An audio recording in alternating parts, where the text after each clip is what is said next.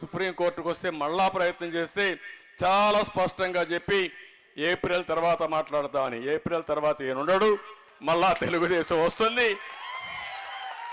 నువ్వు చేసేది ఏమీ లేదు. నువ్వు రాజధాని మార్చలేవు, నువ్వు విశాఖపట్నం పోలేవు, కానీ విశాఖపట్నంలో ఉండే ప్రజల్ని మోసం చేయడానికి ప్రయత్నం చేశావు.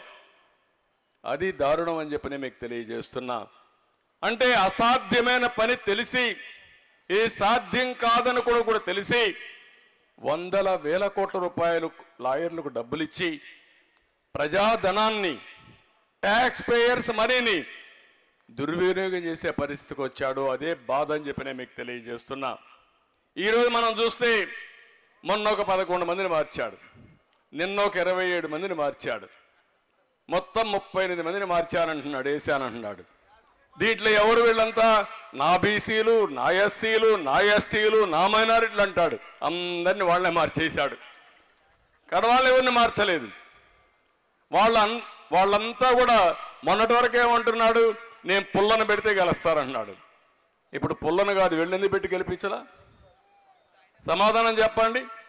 అంటే ఇవన్నీ కూడా మనం చూస్తామంటే ఓసారి అనిపిస్తుంది, ఒక అవగాహన లేని వ్యక్తి, రాజకీయాలను పూర్తిగా అపవిత్రం చేసిన వ్యక్తి, రాజకీయాలను అపహాసం చేసే వ్యక్తి, మంచి చెడుకు వ్యత్యాసం తెలియని వ్యక్తి.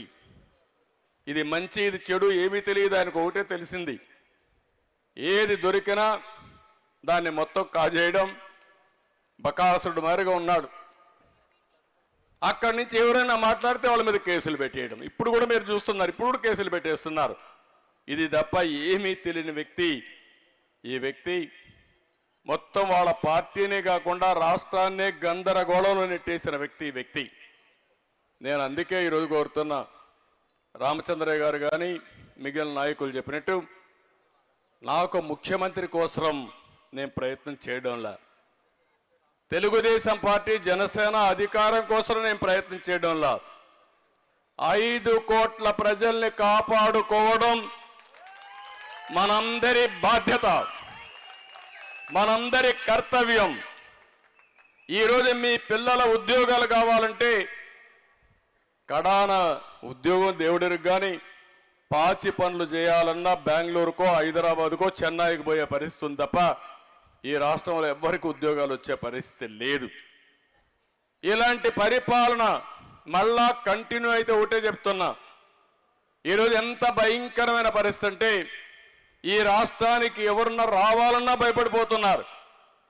30 ఏళ్ళు 40 ఏళ్ళు కష్టపడి సంపాదించిన సంపాదన ఆస్తుల్ని, ఒక పోర్ట్ కావచ్చు, ఒక ఆస్తి కావచ్చు, ఒక ఇండస్ట్రీ కావచ్చు, ఇవన్నైనా మెడ మీద కత్తి పెట్టి వాటా రాసిస్తావా సస్తావా అంటే రాసిచ్చేసి ప్రాణం ఉంటే బలిసాగు దీన్ని బతకచ్చని పారిపోయే పరిస్థితికి వచ్చారంటే ఈ రాష్ట్రంలో ఎవ్వడికి రక్షణ లేదు. నిన్ననే విశాఖపట్నంలో ఒక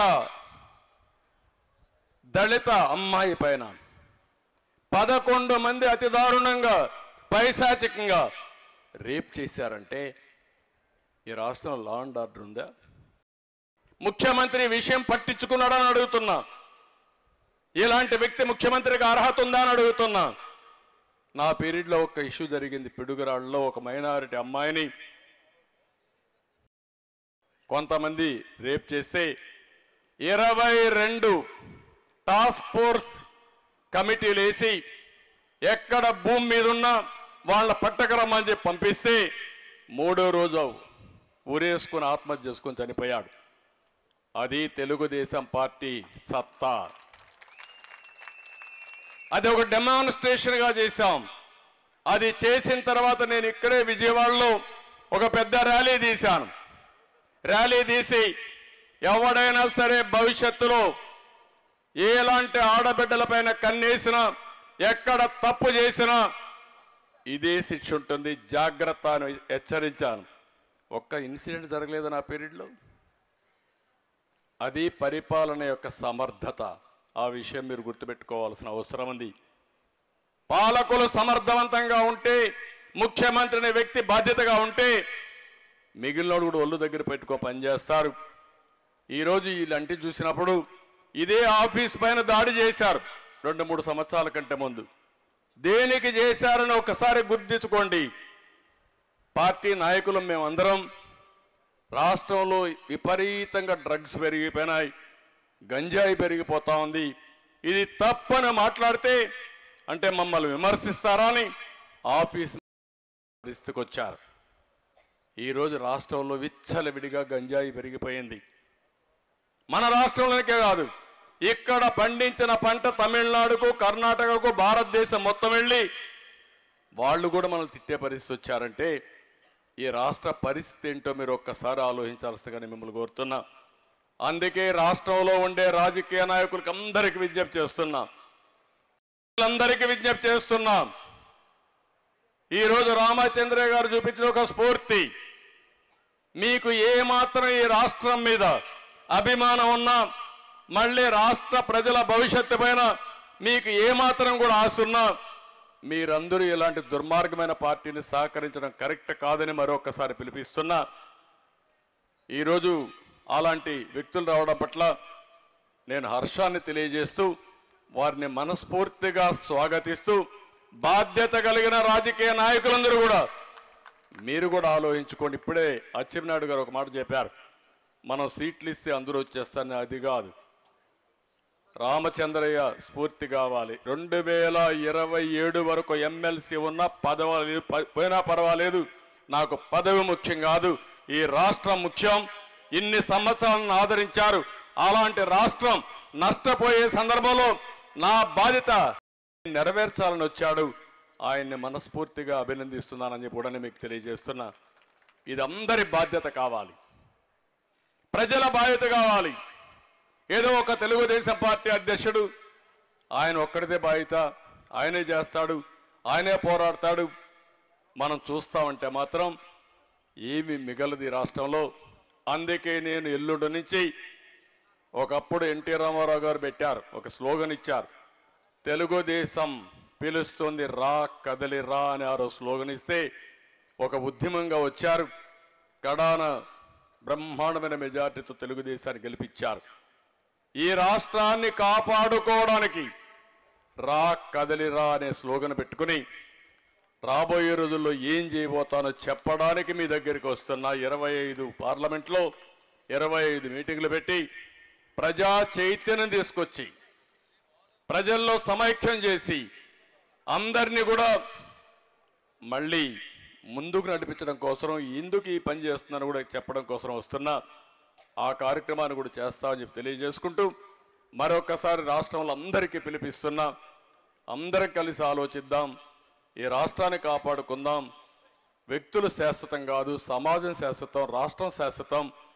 అలాంటి రాష్ట్రాన్ని అతలాకుతలం చేసిన ఇలాంటి వ్యక్తుల పట్ల మనం జాగ్రత్తగా ఉండాల్సిన బాధ్యత ఉంది. ఆ బాధ్యత గుర్తించాల్సిందిగా మరొక్కసారి కోరుకుంటూ, ఈరోజే కాదు చాలా రోజుల నుంచి ఇప్పుడు నేను చూస్తున్నా, కొన్ని వందల మంది ఎక్కడికక్కడ పార్టీలకు వచ్చి చేరుతున్నారు. కడాని ఇప్పుడు ఇది అయిన తర్వాత నేను వెళ్ళి మాట్లాడుతున్నా, స్థానిక సంస్థల్ని నిర్వీర్యం చేసేశారు, వాళ్ళ డబ్బులు తినేశారు. ఈరోజు రాష్ట్రంలో అందరూ రోడ్డు మీద ఉన్నారు. కడాన అంగన్వాడీ టీచర్లు రోడ్డు మీద ఉన్నారు, ఆశా వర్కర్లు రోడ్డు మీద ఉన్నారు, పారిశుద్ధ కార్మికులు రోడ్డు మీద ఉన్నారు. అంటే మొత్తం ఒక గురుకుల పాఠశాల వాళ్ళు రోడ్డు మీద ఉన్నారు. రెండోది వాళ్ళని బెదిరిస్తున్నారు.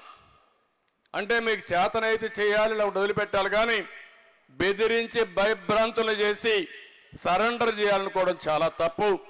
తప్పకుండా వారికి కూడా న్యాయం చేసే బాధ్యత తెలుగుదేశం పార్టీ తీసుకుంటామని మరొకసారి మీ అందరికీ తెలియజేసుకుంటూ, ఎవరు న్యాయమైన కోరికల కోసం ఆందోళన చేసినా ఆ ఆందోళన పూర్తిగా సమర్థిస్తాం. న్యాయమైన కోరికల్ని, ఆ కోరికలు పరిష్కారం చేయడంలో కూడా ముందుకుంటా అని చెప్పి తెలియజేసుకుంటూ, మరొకసారి ఈరోజు పార్టీలకు చేరిన వారందరినీ పేరు పేరున మనస్ఫూర్తిగా అభినందిస్తూ,